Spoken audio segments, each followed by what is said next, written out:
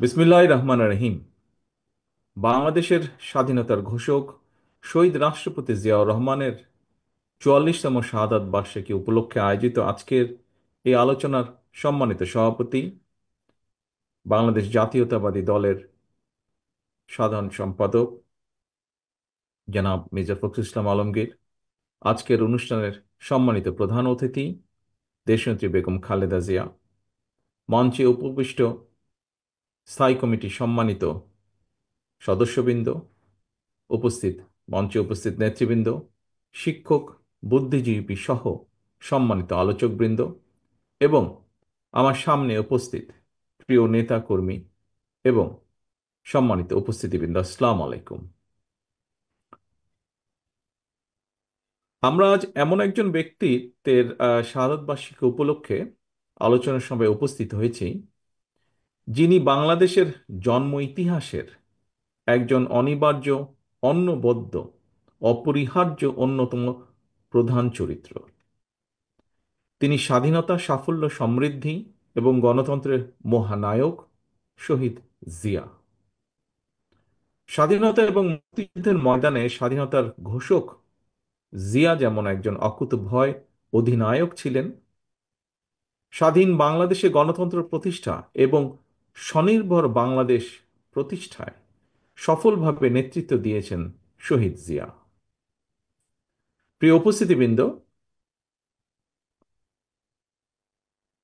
স্বাধীনতা, মুক্তিযুদ্ধ এবং মুক্তিযুদ্ধ পরবর্তী স্বাধীন বাংলাদেশের রাষ্ট্র, রাজনীতি এবং দেশ পরিচালনায় শহীদ জিয়ার অবিস্মরণীয় অবদানের অনেক বিষয় আজকের সম্মানিত আলোচক বৃন্দের আলোচনায় উঠে এসেছে। আমি চেষ্টা করব সেই বিষয়গুলো আমার বক্তব্যে আবার পুনরুল্লেখ না করতে। তবে সবার আলোচনায় একটি বিষয় কিন্তু প্রতীয়মান হয়েছে আজকের রাজনীতিতেও, অর্থাৎ আমাদের এই বর্তমান রাজনীতিতেও শহীদ জিয়া খুব সম্ভব সমানভাবেই প্রাসঙ্গিক।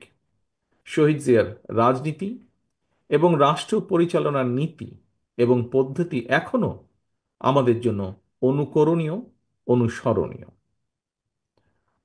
সম্মানিত উপস্থিতি, আমার কাছে মনে হয়েছে স্বাধীনতার ঘোষককে জানতে হলে, বুঝতে হলে কারো সঙ্গে বোধহয় তুলনা করার বা তুলনা দেবার কোনোই প্রয়োজন নেই।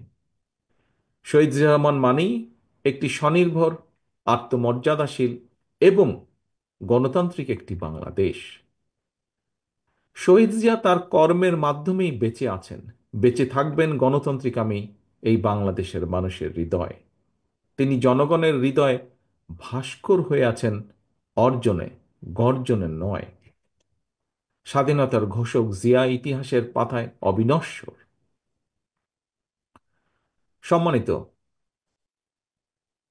নেতৃবৃন্দ, সংকটকালে কিভাবে সাহসের সঙ্গে ঘুরে দাঁড়াতে হয়, ১৯৭১ সালে ২৬শে মার্চ কিংবা ১৯৭৫ সালের ৭ই নভেম্বর দেশ এবং জনগণের সামনে সেই দৃষ্টান্ত উপস্থাপন করেছেন স্বাধীনতার ঘোষক শহীদ জিয়া। ১৯৭১ সালের ২৬শে মার্চ শহীদ জিয়া হঠাৎ করেই কিন্তু স্বাধীনতার ঘোষণা দেননি। একটি স্বাধীন বাংলাদেশের স্বপ্ন কিভাবে তার হৃদয়ে স্থান করে নিয়েছিল, ইতিহাসের আগ্রহী শিক্ষার্থী যারা, আপনাদের প্রতি আহ্বান থাকবে শহীদ জিয়ার নিজের লেখা একটি জাতির জন্ম শীর্ষক যে প্রবন্ধটি, সেটি পড়ে দেখবেন দয়া করে আপনারা। আজকের সম্মানিত উপস্থিতি, মঞ্চে উপস্থিত নেতৃবৃন্দ যারা প্রবীণ নাগরিক রয়েছেন, আপনারা সাক্ষী আছেন, একই সাথে ইতিহাসও সাক্ষী আছে। লাখো শহীদের প্রাণের বিনিময়ে অর্জিত স্বাধীনতা উত্তর যে বাংলাদেশ ছিল, সেটি কিন্তু সেই কয়দিন পরেই স্বাধীনতার পথ হারিয়ে ফেলেছিল। খুন, গুম, অপহরণ, সন্ত্রাস, নৈরাজ্য, সেনাবাহিনীতে অস্থিরতা, সব মিলিয়ে বাংলাদেশকে একটি তাবেদার রাষ্ট্রে পরিণত করেছিল। সকল ষড়যন্ত্রকে প্রতিহত করে ১৯৭৫ সালে ৭ই নভেম্বরের পর থেকেই মূলত স্বাধীনতার ঘোষকের নেতৃত্বে মুক্তিযুদ্ধের মূল যে মন্ত্র, তাতে বাংলাদেশ ফিরতে শুরু করে ধীরে ধীরে। প্রিয় উপস্থিতি, মাঝে মাঝে একটি বিষয় সম্পর্কে, যেহেতু সে সময় আমার বয়স কম ছিল, যতটুকু দেখেছি পত্রপত্রিকায়, পরবর্তীতে বিভিন্ন বইপত্রে, মাঝে মাঝে একটি বিষয় সম্পর্কে আত্মজিজ্ঞাসা হয় আমার। সেটি হলো, স্বাধীনতা পরবর্তী সরকারের বিরুদ্ধে কেন সেই সময় জনগণ অস্ত্র হাতে তুলে নিয়েছিল? আবার সেই সময়কার সরকারই বা কি কারণে জনগণের বিরুদ্ধে অস্ত্র হাতে তুলে নিয়েছিল? অথচ আমরা দেখি অপরদিকে শহীদ রাষ্ট্রপতি জিয়া রহমান যখন রাষ্ট্র পরিচালনায় আসেন, জনগণ শহীদ জিয়ার ডাকে স্বতঃস্ফূর্তভাবে দেশের উন্নয়নে অস্ত্র ছেড়ে কোদাল হাতে খাল খননে নেমে পড়েছিল। প্রিয় উপস্থিতিবৃন্দ, আমার কাছে মনে হয়েছে নেতৃত্ব, ব্যক্তিত্ব এবং রাষ্ট্র পরিচালনায় শহীদ জিয়া দলের নয়, বরং দেশের হয়ে উঠেছিলেন। রাষ্ট্র পরিচালনায় মুক্তিযুদ্ধের মূল মন্ত্র সাম্য, মানবিক মর্যাদা, সামাজিক সুবিচার রেখেছিলেন সমুন্নত। নিজের ইচ্ছা কিংবা মত জনগণের উপরে চাপিয়ে না দিয়ে তিনি বরং জনগণের কাছে গিয়ে জনগণের মতামত নিয়েছিলেন। দেশের জনগণের আকাঙ্ক্ষা বাস্তবায়নের জন্যই প্রায় প্রত্যেকটি কর্মসূচি তিনি গ্রহণ করেছিলেন। এ কারণে শহীদ জিয়ার নেওয়া খাল খনন, গণশিক্ষা কিংবা বৃক্ষরোপণের মতন প্রতিটি গণমুখী উদ্যোগকেই জনগণ তাদের নিজেদের কর্মসূচি হিসেবে গ্রহণ করেছিল। দেশের জনগণ স্বতঃস্ফূর্তভাবে শহীদ জিয়ার কর্মসূচিকে সফল করে তুলেছিল এবং সে কারণেই জনগণ গণতন্ত্রের সুফলও পেয়েছিল সেই সময়। সম্মানিত নেতৃবৃন্দ, সম্মানিত আলোচকবৃন্দ, প্রিয় উপস্থিতিবৃন্দ,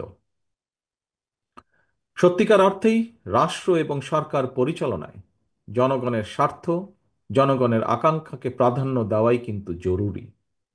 কারণ কোনো সরকার কিংবা সরকার প্রধানের নিজেদের চিন্তা জনগণের উপরে চাপিয়ে দেওয়ার প্রবণতা থেকেই কিন্তু শাসন প্রশাসনে, মন মগজে স্বৈরাচারের বীজ রোপিত হয়। রাষ্ট্র এবং সরকারে যাতে স্বৈরাচারের কবলে না পড়ে, এ কারণেই রাষ্ট্রে জনগণের মালিকানা প্রতিষ্ঠা করা অত্যন্ত জরুরি। জনগণের ভোটে জনগণের কাছে জবাবদিহিমূলক সরকার প্রতিষ্ঠার মাধ্যমে একমাত্র রাষ্ট্র এবং সরকারকে জনগণের কাছে দায়বদ্ধ করা যায়। সম্মানিত সভাপতি, হাজারো শহীদের রত্নস্নাত বাংলাদেশে দীর্ঘ ১.৫ দশকের ফ্যাসিবাদী শাসনের পতন হয়েছে। একটি অন্তর্বর্তীকালীন সরকার দেশ পরিচালনা করছে বর্তমানে।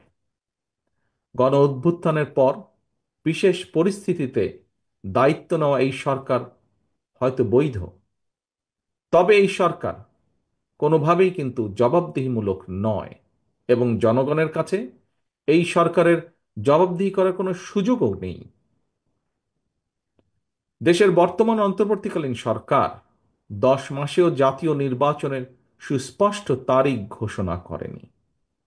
ফলে রাষ্ট্র এবং রাজনীতিতে এক ধরনের অনিশ্চয়তা সৃষ্টি হয়েছে এবং এই অনিশ্চয়তা সৃষ্টি হওয়ার কারণেই আমরা যদি খেয়াল করি, দেশে অর্থনৈতিক কর্মকাণ্ড বলা যায় প্রায় স্থবির হয়ে পড়েছে। জনগণের ভোটে নির্দিষ্ট মেয়াদের একটি স্থিতিশীল সরকার না থাকায় দেশে কাঙ্ক্ষিত বিনিয়োগও হচ্ছে না। আমরা এখানে উপস্থিত প্রায় প্রত্যেকেই গণমাধ্যমে খবরে দেখেছি, ব্যবসায়িক সংগঠনগুলো বলছে নানা কারণে ইতিমধ্যেই শত শত শিল্প কলকারখানা বন্ধ হয়ে গিয়েছে। আরো অনেক কলকারখানা বন্ধ হওয়ার উপক্রম হয়ে পড়ছে। বিভিন্ন সেক্টরে এ ধরনের অস্থিরতা বিরাজ করছে। জনগণ তাদের সমস্যা সম্ভাবনার কথা সরকারের কাছে তুলে ধরার বা বলার কোনো সুযোগ তারা পাচ্ছে না। সম্মানিত সভাপতি, সম্মানিত নেতৃবৃন্দ, অন্তর্বর্তীকালীন সরকারের উপদেষ্টাদের সঙ্গে স্বাভাবিক কারণেই জনগণের কোনোই যোগাযোগ নেই। বিভিন্ন শ্রেণী পেশার মানুষের সমস্যা, সম্ভাবনা কিংবা দুঃখ দুর্দশা সম্পর্কে অনেক উপদেষ্টাই ওয়াকেফাল নন। তারা অফিসে বসে ফাইলপত্র দেখে জনগণের সমস্যা চিহ্নিত করে সমাধানের চেষ্টা হয়তো কেউ কেউ করছেন। জনগণের সঙ্গে সরাসরি যোগাযোগ ছাড়া প্রশাসন নির্ভর, ফাইল নির্ভর বা ফাইল ওয়ার্ক দিয়ে সকল সমস্যার সমাধান যদি করা যেতই, তাহলে তো নিশ্চয়ই রাজনৈতিক দল বা রাজনীতির প্রয়োজন হতো না। প্রিয় উপস্থিতি, দেশের জনগণ সরাসরি নিজেদের পছন্দের প্রার্থীকে ভোট দিয়ে একটি জবাবদিহিমূলক সরকার প্রতিষ্ঠিত করতে প্রস্তুত। কিন্তু অন্তর্বর্তীকালীন সরকার মনে হয় জনগণের আকাঙ্ক্ষা উপলব্ধি করতে ব্যর্থ হচ্ছে। গণতন্ত্রের পক্ষের প্রতিটি রাজনৈতিক দলের পক্ষ থেকে লিখিতভাবে অন্তর্বর্তীকালীন সরকারের কাছে সংস্কার প্রস্তাব দেওয়া হয়েছে। এরই ভিতর সংস্কারের ব্যাপারে কিন্তু কোনো রাজনৈতিক দলেরই তেমন কোনো আপত্তি নেই। তবে সংস্কার নিয়ে সরকারের অযথা সময় ক্ষেপণে আপত্তি অবশ্যই রয়েছে, শুধু রাজনৈতিক দলের নয়, রাজনৈতিক দলগুলোর বাইরেও পত্র পত্রিকার মাধ্যমে আমরা দেখেছি বিভিন্ন সংগঠনও এ ব্যাপারে তাদের আপত্তির কথা জানিয়েছে, এ ব্যাপারে তাদের কনসার্নের কথা জানিয়েছে। এবং এ কারণেই আমরা মনে করি প্রস্তাবিত সংস্কার শেষ করে, যদি তাদের ইন্টেনশন সঠিক থাকে, গণতন্ত্রের পক্ষে থাকে, আমরা দাবি করেছি ডিসেম্বরের ভিতরে নির্বাচন দিতে, তবে আমি এটাও মনে করি বিভিন্ন বিষয় বিবেচনা করে সংস্কার প্রস্তাব শেষ করে, যেহেতু কম বেশি সকল বিষয় অধিকাংশ দলগুলোর মধ্যে একমত রয়েছে, ডিসেম্বরের আগেও নির্বাচন করা সম্ভব। আমি অন্তর্বর্তীকালীন সরকারের কাছে আবারও আহ্বান জানাই, জনগণের আকাঙ্ক্ষাকে ধারণ করুন, অবিলম্বে ডিসেম্বরের মধ্যেই সুনির্দিষ্ট দিনক্ষণ দিয়ে জাতীয় নির্বাচনের তারিখ ঘোষণা করুন। এখানে অন্তর্বর্তীকালীন সরকারের জয় বা পরাজয়ের কোনো কিছুই নেই, বরং স্বাধীনতা প্রিয় জনগণকে একটি সুষ্ঠু নির্বাচন উপহার দিয়ে গণতন্ত্রকেই বিজয়ী করতে সাহায্য করুন। পরিশেষে আজকে এখানে উপস্থিত বিএনপির নেতাকর্মী সহ আপনারা যারা উপস্থিত আছেন, আপনাদেরকে এবং আপনাদের মাধ্যমে বিভিন্নভাবে বিএনপির সর্বস্তরের নেতৃত্বের প্রতি দৃষ্টি আকর্ষণ করে বলতে চাই, স্বাধীনতার ঘোষক শহীদ জিয়ার রাষ্ট্রচিন্তা থেকে প্রতিটি রাজনৈতিক নেতৃত্বের জন্য একটি বার্তা আছে। কি সেই বার্তা? বার্তাটি হলো, রাষ্ট্র পরিচালনায় সফল হতে হলে জনগণের আকাঙ্ক্ষাকে ধারণ করতে হবে, দেশ এবং জনগণের স্বার্থকেই সবার আগে বিবেচনায় আনতে হবে, বিবেচনা করতে হবে। সুতরাং স্বাধীনতার ঘোষকের আদর্শ বাস্তবায়ন করতে চাইলে শহীদ জিয়ার প্রতি সৈনিক, দেশনেত্রী খালেদা জিয়ার প্রতিটি কর্মীর প্রতি আমার আহ্বান, আপনারা জনগণের সঙ্গে থাকুন, জনগণকে অবশ্যই সঙ্গে রাখুন। প্রিয় দেশবাসী, বক্তব্য শেষে আমি একজন সন্তান হিসাবে শহীদ রাষ্ট্রপতি জিয়াউর রহমানের রুহের মাগফিরাত কামনা করছি। আপনাদের কাছে তার জন্য আল্লাহর দরবারে দোয়া কামনা করছি, এবং এই দোয়া কামনা, রুহের মাগফিরাত কামনার মাধ্যমে আমার বক্তব্য আমি শেষ করছি। আল্লাহ হাফেজ। বাংলাদেশ জিন্দাবাদ। বাংলাদেশ জাতীয়তাবাদী দল জিন্দাবাদ। শহীদ জিয়া অমর হোক।